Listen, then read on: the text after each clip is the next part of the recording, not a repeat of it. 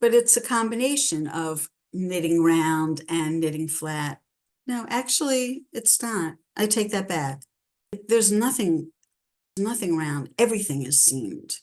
So it's not a hybrid at all. Oops.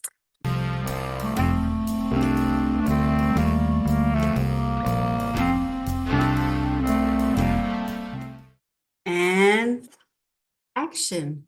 Welcome back to Show and Tell. I'm Billie. I'm coming to you from Manhattan. Today is E-Day -1 and counting. Tomorrow we will experience 89% of a total solar eclipse.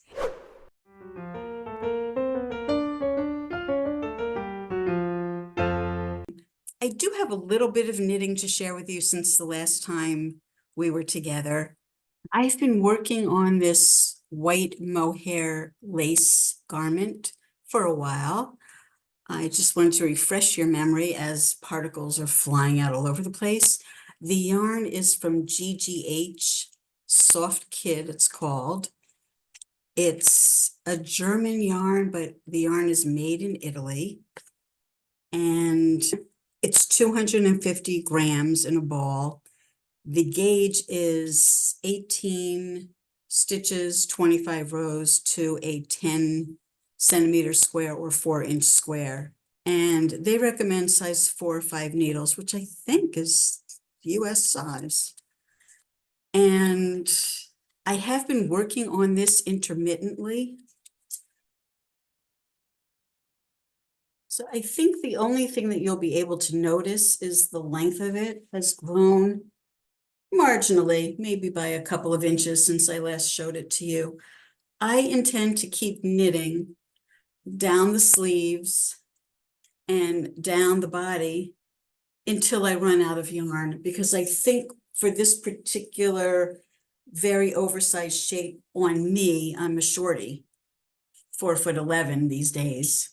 I think the longer it is, the better the silhouette is going to be for me. I'm at the point now where I'm working both of the fronts and the back. I wanted to show you this because I've never done this before. I have all the stitches on a stitch holder so I can try it on. And instead of switching to a long cable, which I don't really have a super long cable, I would have to assemble a couple of shorter cables and have that little join in the center of my ChiaoGoos. Instead, what I found was I can take my ChiaoGoo needles, stick them into my stitch holder, and now I have a super long cable. And it's not stretching out my stitches, the size of them, because this is thinner than my needle significantly. And it's allowing me to work on the left front, the right front, and the back all at the same time. I don't want to knit in the round. It is a seamed garment. At this point, I could connect everything and just make one total sweep around, but I'm afraid that I might get caught in the middle of a repeat and run out of yarn, and I don't think I would like how that looks. So I'm doing each of the 3 pieces at this point separately, but I'm on the same row. It's a 10 pattern repeat. So right now, and I have, instead of a row counter, I just put 10 little stitch markers together. The color one is my goal, so that would be the 10th one. And I can see right here that I'm on row 5 because that's my 5th stitch marker up. Anyway, I'm doing all of the row 5s and then I can purl back, and then I'll do all of the row 7 and purl back. It's very repetitive. The pattern is not a particularly fascinating one like some of the lace that you've seen me knit. Let me find a part that I can really show you what it looks like. So you can see it just keeps repeating and repeating. It's the same thing again and again and again. There's no increases at this point. There's no decreases. It's just straight knitting, knitting, knitting. it's monotonous for me. So I work on it for maybe a day, a couple hours here or there, and then I have to put it aside. And I just simply needed a diversion, which is when I switched to the gloves. And I'm really happy I did that. You know, I have a few things going on right now. I have the black Tyrolean sweater. I have the chartreuse lace scarf. And well, for the rink or the lynx, that's really dormant.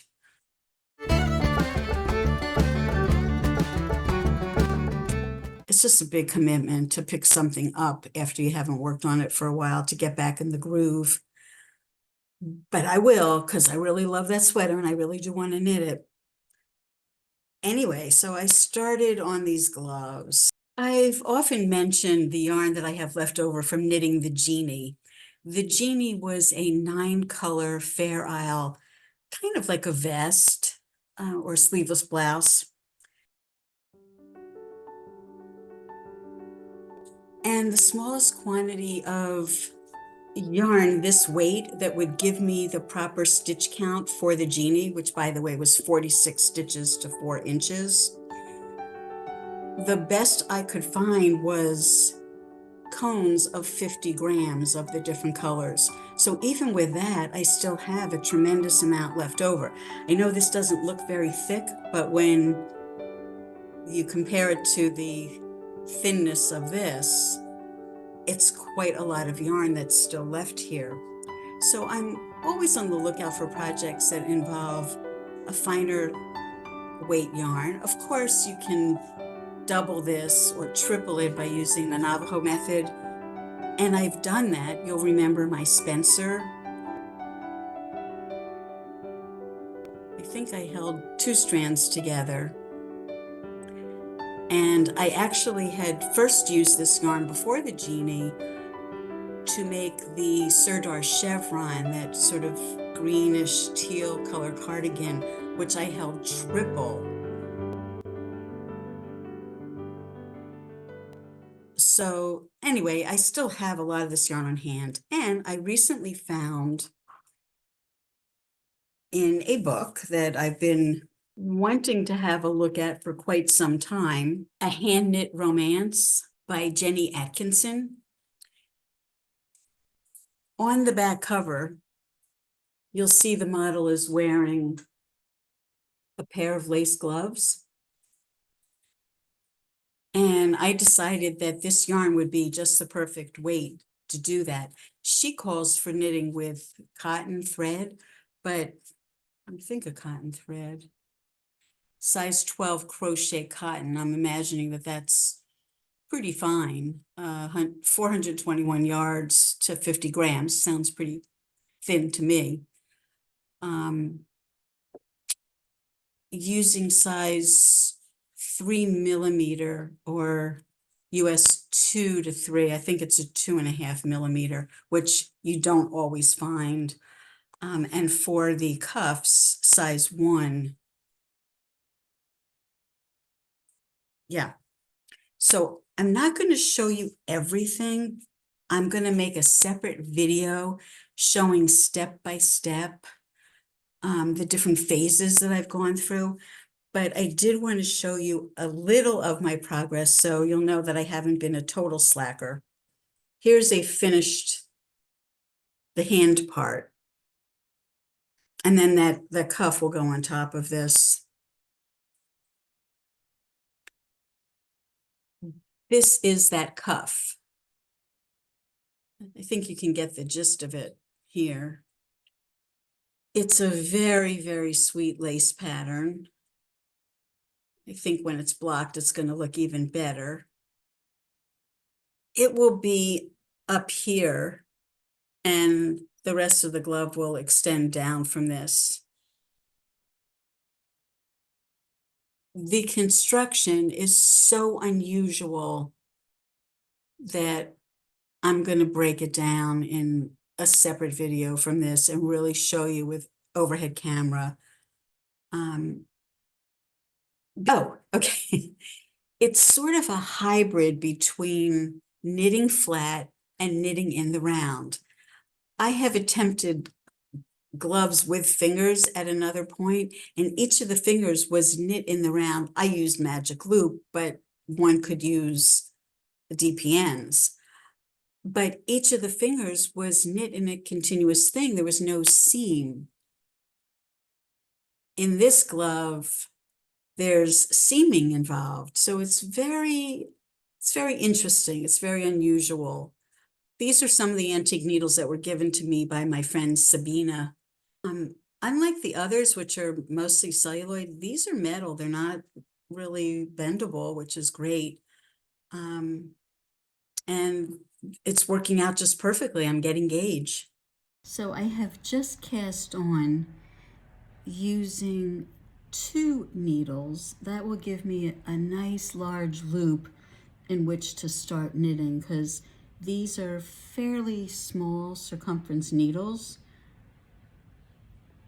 They are 3 millimeter or 2.5 US.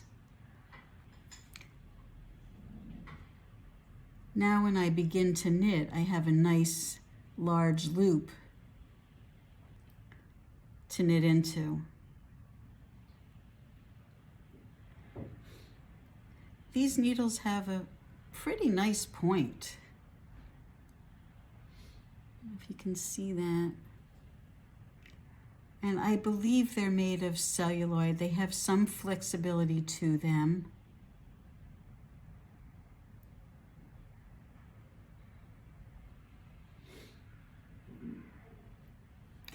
As do all of these.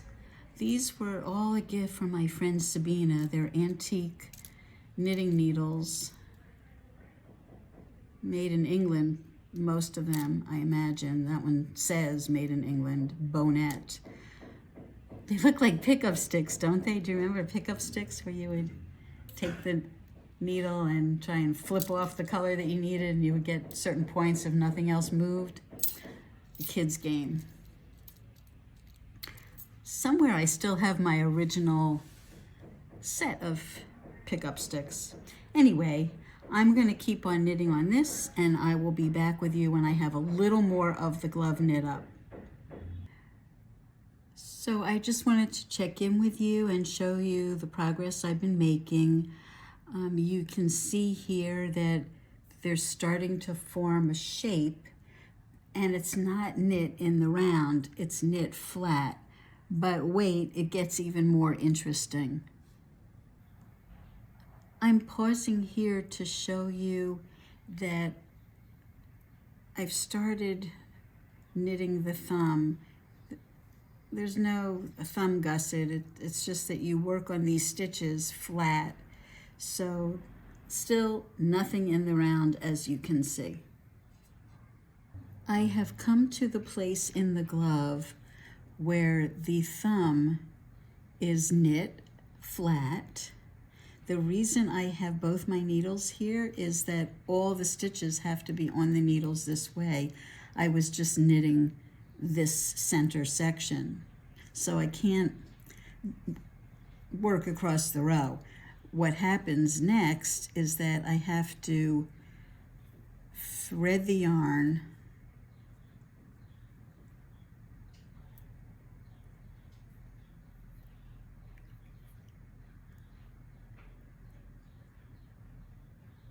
onto my needle, my darning needle, which, by the way, is vintage. It's been in my family for a couple of generations. It has a really long eye, and I lost it once. It got stuck to a magnet, and I couldn't find it, and I was fit to be tied. So these stitches are going to be threaded through.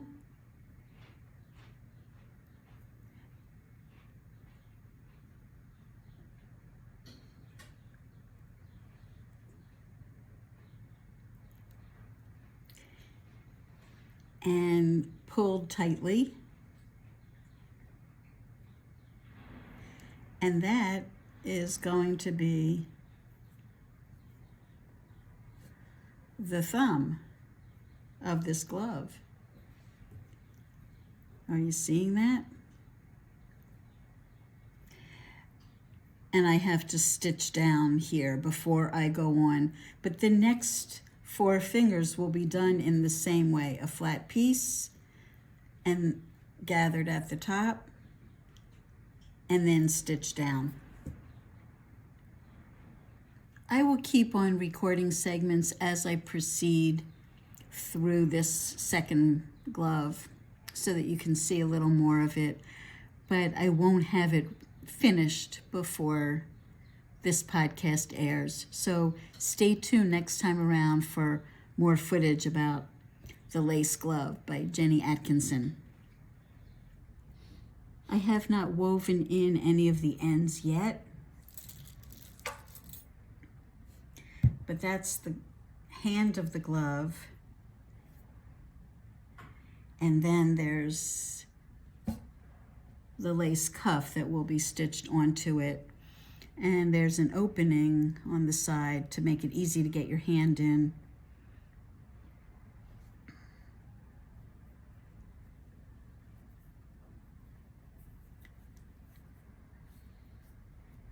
You have to be,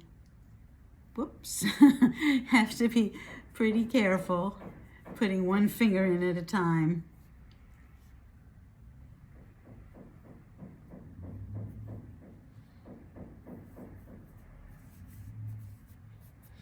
And then easing into them like you would a very form-fitting leather glove.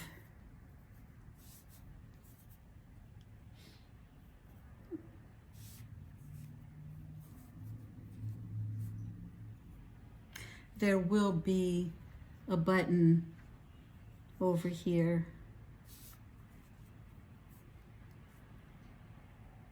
And of course,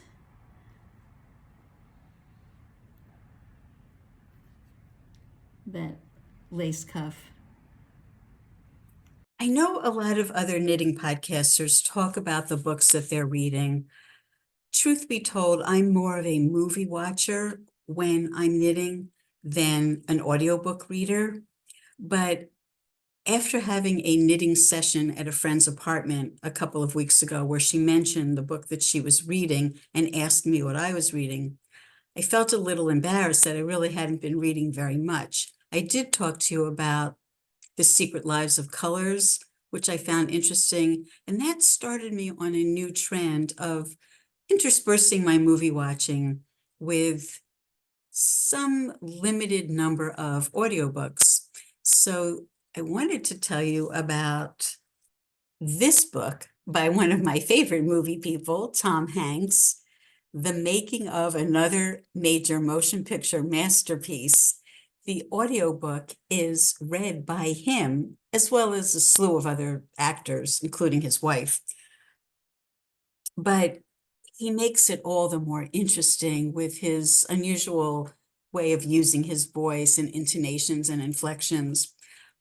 But what really shouted out to me was he mentions knitting in this book, and he mentions it more than once in conjunction with more than one person. Now, you may know that when I watch movies, I often see people knitting in them, and I have assembled at least one video, and I'm working on a second one for you, that shows some little clips from movies where people have been seen knitting. I'm really hoping that this will be made into a major motion picture masterpiece of its own. But I wanted to read to you. I went to the library and I got a hard copy of the book so that it'll be easy for me to just flip to the pages where knitting is mentioned. And I wanted to read these to you because I think you'll enjoy it. A character actress hired as a day player was in a triple banger for hours and hours because her role was, as yet, still OC, that stands for off camera. Dace had knocked on her thin trailer door just to smooth over any potential problem a too early call time might cause. The actress, in her 70s, was perfectly content and could not have been sweeter sitting there in the clean, Spartan, antiseptic-scented holding cell. She was knitting a scarf out of navy blue yarn. And then it goes on, but continues. Oh, they pay me to wait, honey. I act for free, the woman said. What you working on there? Dace asked about the knitting, which led to a description of the scarf being made for a granddaughter in Boston, and a treatise on the therapeutic calming qualities of making clothes by hand, of always having something to do, of being occupied with something other than the job. Dace had never ever thought it was possible to have an activity in addition to her insane workload. There was no time for doing more. There were only so many hours in her day. How could balls of yarn and a pair of knitting needles add to the quality of her day? But damn if old number 37 did not exude the very essence of serenity. So somehow Tom Hanks got the memo that explains that, yes, indeed, Alice, knitting is therapeutic. We already knew that. Later on in the book, that was on page, by the way, 132. On page 318, we've got the porch ladies. Now they're filming a movie, and there are two women sitting on the porch.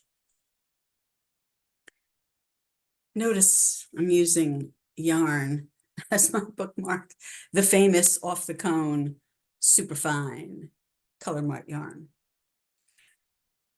Day 5 of 53 shooting days. The porch ladies, cast number 11 and number 12 on the call sheet, had but one job on the movie: to sit in twin chairs of the cheap fold-up variety and wave at Eve Knight as she passed in front of their porch. Their names were Shelby Margold, Porch Lady 1, and Micaiah Vellis, Porch Lady 2. They had never met each other, but both thought it would be a hoot to investigate a casting call for a local Hollywood production to be held in the Lone Butte Almond Growers Association building. Shelley drove in from Chico as Micaiah came up from Maxwell to spend a morning following posted signs for casting, standing in line, getting their pictures taken, then sitting in a big room with free bottled water and snacks until their names were called. Each woman had spent a few minutes with a polite young woman named Inez, who chit-chatted about how hot it was and how close they lived to Lone Butte. Then both women were told thank you and drove back to either Chico or Maxwell. A week later, they were notified of their being cast and were told when to report for costume fittings, where they met for the first time. Now, here they were, sitting on a porch, surrounded by lights, camera, and action. And there was Ren Lane walking by, looking fit and pretty. The movie star waved at the porch ladies. Shelley and Micaiah waved back. They were told not to vocalize any words, to say nothing, but simply to wave. Then the man who was the director of the movie, Mr. Johnson, sidled up to the porch while the camera was being moved for some reason and introduced himself. A woman named Al was with him. Al asked if either Shelley or Micaiah knew how to knit. Both women did. Great, Al said. She called for Inez to come to the set. When Inez arrived, she was told, ask props for some yarn and needles for our porch ladies. Then Mr. Johnson told the ladies to not only wave at Ren Lane, but to say, morning, Eve, which was for Shelley to say, and hello, you, which was Micaiah's line. Mr. Johnson had them each practice the words a couple of times. They did just great, he told them. The Inez girl came back with a prop man who handed each of the actresses her own bag of knitting yarn and needles, with a few inches of scarf already started. Shelley had blue yarn, Micaiah had white. The Al woman told them to just keep knitting all through the shot, even as they said, morning, Eve, and hello, you, which they did. There was more lights, camera, and Mr. Johnson said, action. Shelley and Micaiah knitted. Ren Lane walked by, waved, and said hi. Morning, Eve, Shelley said. Hello, you, Micaiah called. Mr. Johnson said, cut. There was some chatter around Mr. Johnson for some of the crew. Evidently, no one in the sound department was ready for the lines of Morning Eve and Hello You back to one. A lady named Betsy with a long pole and a fuzzy bulb on it, wearing headphones and talking to someone only she could hear, asked the porch ladies to say their lines again at the same level as they had just now. Blah, blah, blah, on it goes. Shelley and Micaiah were told they would be held as a new shot had been added of Eve walking home from her breakfast, and the porch ladies might appear again. They were escorted to the holding area in the Almond Growers Association building to relax until they were needed again in the afternoon light. Inez asked them to do the movie a favor by taking the time until the next shot to keep knitting with their props so that the camera would see the progress they had made. And it goes on, let me skip ahead. Well, after the very nice lunch provided to all the crew, Shelley and Micaiah returned to the porch set with a good 4.5 inches of scarf added to their knitting.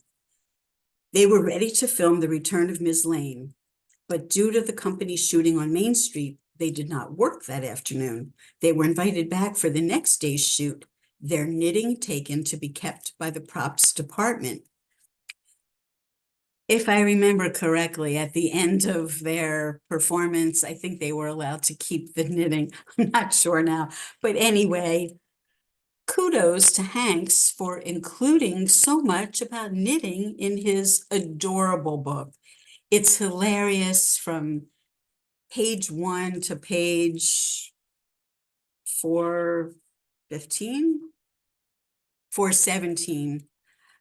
Unfortunately, the audiobook doesn't have the comic books that are included. There's a couple of them. That one's in black and white, and there's one at the end of the book that's in color.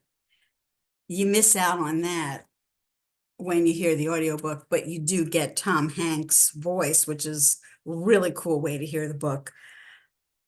Now I've had both experiences.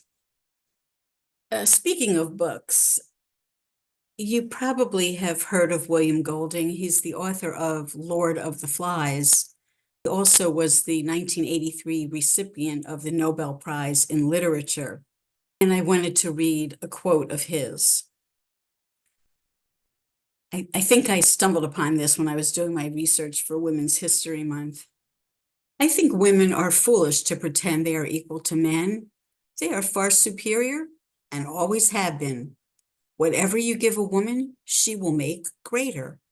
If you give her sperm, she will give you a baby. If you give her a house, she will give you a home. If you give her groceries, she will give you a meal. If you give her a smile, she will give you her heart. She multiplies and enlarges whatever is given to her. So if you give her any crap, be ready for a ton of,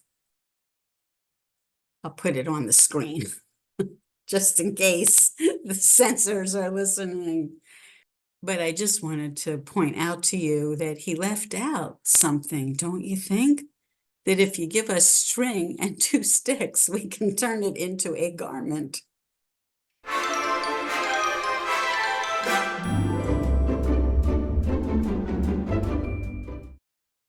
I know at least one knitter who, I don't know if he traveled all this way just because of the eclipse, but Michael Harrigan, you may know him. He's a knitwear designer. I think he lives in Bali. But I spied him on Instagram saying that, yeah, he was in New York on his way up to points north where the viewing will be better. So my son is not the only one who's traveling a long distance to see this thing. He's flying from California to Montreal because in Montreal, it will be total 100%. And for some people, they won't have too many opportunities in their lifetime to see it. I saw one as a high school junior. My physics teacher took a group of us in his car to Norfolk, Virginia, where we were able to watch it through a telescope, like a separate screen attached to the lens of the telescope. So we were never looking directly at the sun. The New York Public Library was handing out these free glasses. It says, show your Eclipse look. They want you to hashtag. And it says that they're provided by the NSF. I guess that's the National Science Foundation. And these are made in the USA. That's refreshing. And it conforms to and meets the transmission requirements of ISO 12312-2, filters for direct observation of the sun. And there's a whole lot of other information here. But, and it even says on here, April 8th, 2024. I am not sure that I'm comfortable risking my vision permanently to have a look. I'm not sure how big the sun is actually going to look when you view it with the naked eye. But I have 2 of these boxes on hand. I haven't made them yet. I'll make one for myself, one for my husband. There's a way on NASA's website, they show you how to put white paper on the inside of this and a hole for viewing on this side and tinfoil with a pinhole in it. You look through this with the sun behind you and you'll see a shadow of the sun, and you'll be able to see the moon as it inches across the sun, going from blacking out a sliver of it to blacking out half of it to blacking out all but a small crescent, and then ultimately the totality of the sun, and except for the ring around it. It is pretty thrilling. Yeah, Eyes first. Eyes first. Eyes first. Always. Advantage. We put a camera the same way your eye would view the object. But do you protect it with a filter? This is That's the filter. I know I was freaked out at first too, but Yeah, no, you're right. No, it's all good. See, there we are. This I is, how about this? We'll just record it. Oh my god. I know. Yeah. It's So then we bring this up. What is your name? Chris. Elena. Elena, pleasure to meet you. Melissa. Melissa behind me. How did you Melissa, schlep pleasure. this? Oh, yeah. No, I schlep. I roll. I try not to schlep. So here goes our color. About 100 pounds. It's not that bad. Just for the record, I'm Billie. Sure. That's And Billie behind when me. I look through these glasses, I see almost nothing. Well, I mean, I don't want to say that the clouds are spoiling it, but they really are. They really are. So let's see. Right before the clouds. So this is what's hiding behind the clouds. As you can see, we've got this red, this orangey crescent that's cut. You can see there's a piece of it that's missing. And as the clouds start to separate, let me switch this to auto again. And now that'll be a video, and you will see the whole thing is going to slowly move towards the left. That's what I don't know. Yep. I'm hoping Slowly that it'll moving. slowly move. That's my Give it, it'll take about a minute before this, look at the tip. It won't damage See the tip? cameras. Because I read you See, see, see the edge, the little, you see how it's going. it's going that way. It's leaving the screen. Not bad, right? Now I'm seeing that edge being bigger and bigger. Yeah, very cool. So,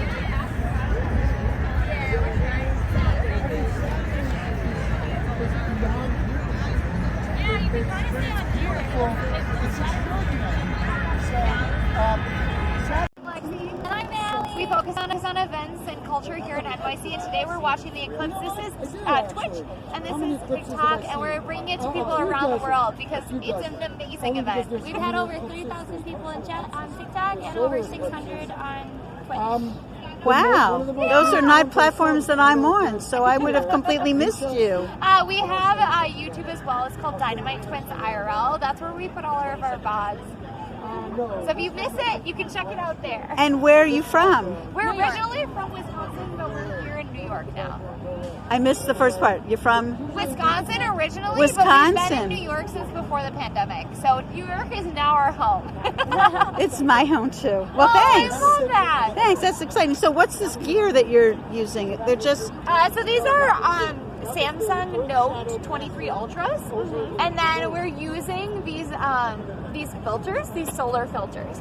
Technically, they are ISO 12312-2 filters. That's they the right block out number. most of the light, and that way you're able to view the sun without it burning your retinas or the inside of the camera. Thank you. But it's cool to bring it all over the world, you know? It is. Thanks. So now I have to go watch TikTok, which I never watch. The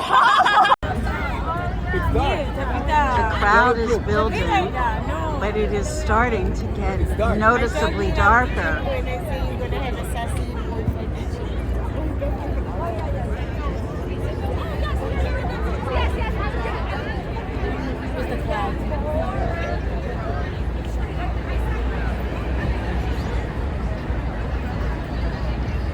The time right now is about 3:10. We still have about 20 minutes, less than 20 minutes to go.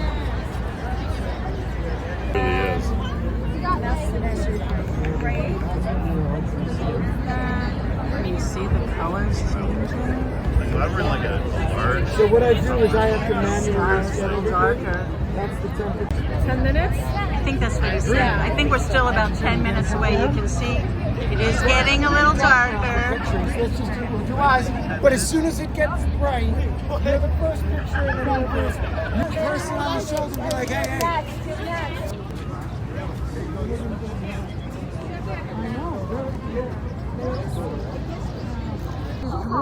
Isn't that fun? I do this as often as I can. Well, It seemed like it was darker a moment Do you want ago. reflections? You can do it. I believe in you. So if you want to do pinches like that to make it bigger. Helicopter. Oh, it's you can't move it. We have to move the whole telescope. But if we zoom in, and I know you want it framed, I feel like that. I don't think that's going to get any better.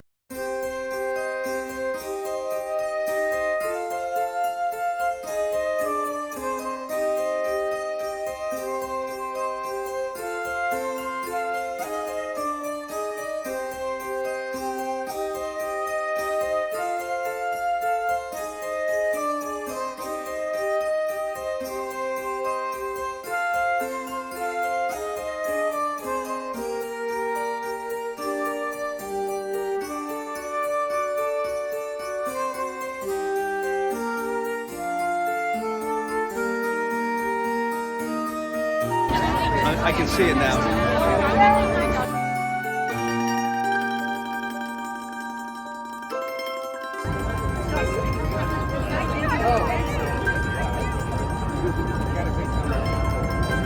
And then, come on, boo boo, real quick. And then this is the video side.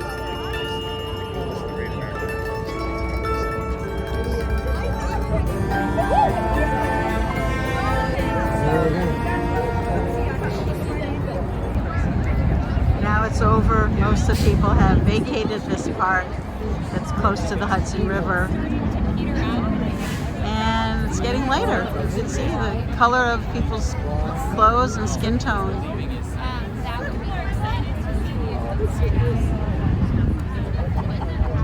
April 8th, 2024.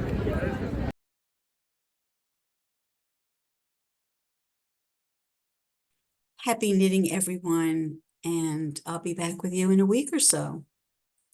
Take care.